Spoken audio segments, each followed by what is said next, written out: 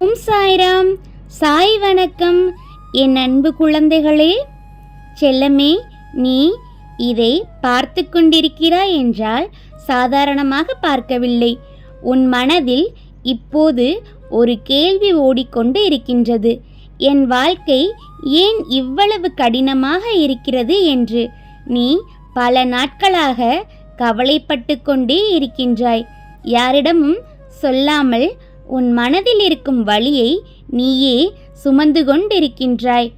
உலகம் உன்னை புரிந்து கொள்ளாமல் இருக்கலாம், ஆனால் நான் உன்னை முழுவதும் அறிவேன். ஒரு நாள் ஒரு பக்தன் என்னிடம் வந்து அமைதியாக உட்கார்ந்தான்.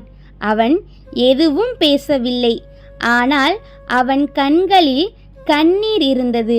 நான் அவனிடம் கேட்டேன், மகனே, உன் மனதில் என்ன வலி இருக்கிறது என்று. அவன் மெதுவாக சொன்னான், பாபா, என்னால் எல்லாம் முயற்சி செய்து பார்த்தேன், ஆனால் என் வாழ்க்கையில் எதுவும் சரியாக போகவில்லை. நான் பிரார்த்தனை செய்கிறேன், நம்பிக்கையோடு காத்திருக்கின்றேன், ஆனால் ஏன் இன்னும் மாற்றம் வரவில்லை? அப்போது நான் அவனை பார்த்து சிரித்தேன்.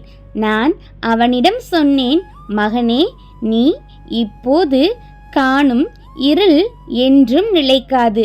இரவு எவ்வளவு நீண்டதாக இருந்தாலும் காலை நிச்சயம் வரும். நீ இப்போது சந்திக்கும் சோதனை உன் வாழ்க்கையை உடைக்க அல்ல, உன் வலிமையாக்கத்தான். நீ இப்போது புரியாமல் இருக்கலாம், ஆனால் காலம் கடந்த பின் நீ இன்று நடந்த எல்லாவற்றுக்கும் ஒரு அர்த்தம் இருந்தது என்று உணருவாய். நீ ஒருபோதும் தனியாக இல்லை. உன் ஒவ்வொரு கண்ணீரையும் நான் பார்த்திருக்கின்றேன். உன் ஒவ்வொரு பிரார்த்தனையும் என் இதயத்தை அடைந்திருக்கின்றது.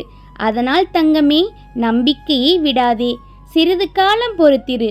உன் வாழ்க்கையில் நீ நினைத்ததையும் விட பெரிய மாற்றம் வரும். நான் உன்னுடன் எப்போதும் இருப்பேன். இதுதான் உன் சாயப்பாவின் சத்திய வாக்கு. ஓம் சாய்ராம்.